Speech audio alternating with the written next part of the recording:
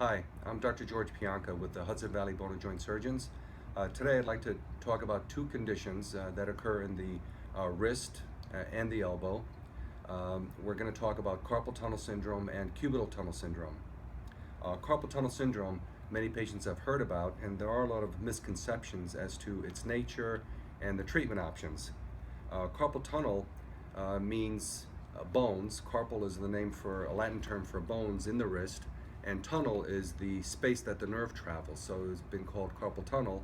A different way to name it is it's called a median nerve compression at the wrist. And often patients think that it's something that they've done, such as excessive computer work, that has initiated the condition, initiated the problem. That is a misconception. Computer use is only one factor that can potentially aggravate an underlying carpal tunnel. But the main predisposing factor that results in someone getting it, no matter what your profession or activities are, is genetic predisposition. That's the number one highly associated factor dictating whether someone gets carpal tunnel or not. It does tend to run in families, which stresses the importance of the genetic predisposition. So the carpal tunnel syndrome can be aggravated by use, can be gardening, can be computer use, can be using vibrating tools, and it results in pressure on the nerve. That's what the condition means. I can show you on a model that the nerve runs down your wrist and underneath this band of tissue, which is called the transverse carpal ligament. It exits that and then branches into the fingers. And symptoms are usually manifested in the thumb, index, and middle finger of that hand. And the nerve also innervates the muscles of the thumb. So when patients come in, they will typically complain of numbness, tingling, or a pain traveling through their fingers. There's frequent exacerbation worsening at night, disrupting their sleep.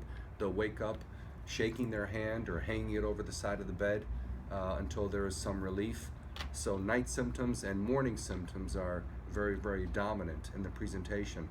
Many patients also state when they drive a car or hold a phone or read a book, when the wrist is in a bent position, this also aggravates the degree of the symptoms.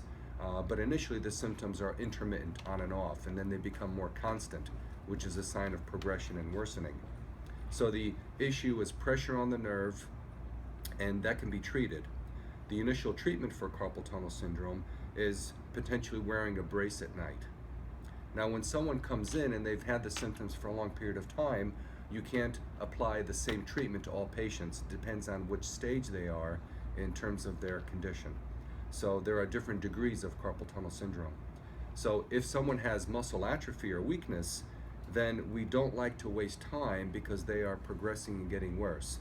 So those types of patients with profound numbness and atrophy or weakness in the muscles, they may benefit from treatments such as surgery to take the pressure off.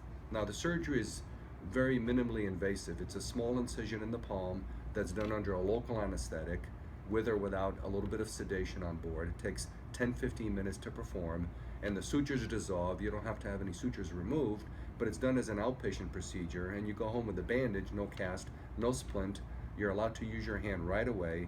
And patients that don't have to do heavy lifting or construction work, they can return to work the next day.